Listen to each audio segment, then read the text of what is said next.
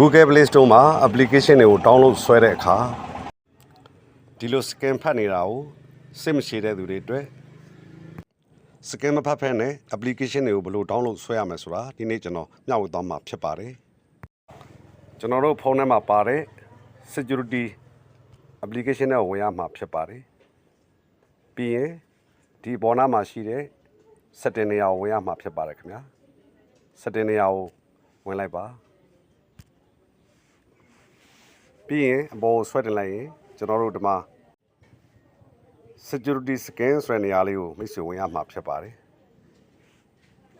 ဒီနေရာမှာ scan before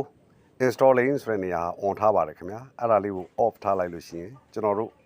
application တွေကို download ဆွဲတဲ့အခါကျွန်တော်တို့ scan ဖတ်နေတဲ့အချိန်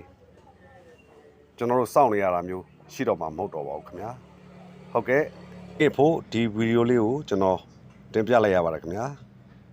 ဒီဗီဒီယိုကိုအဆုံးထိဝင်ရောက်ကြည့်ရှုတဲ့အတွက်ကြောင့်အထူးပဲကျေးဇူးတင်ပါတယ်အားလုံးပဲရှင်လန်းချမ်းမြေ့ကြပါစေခင်ဗျာ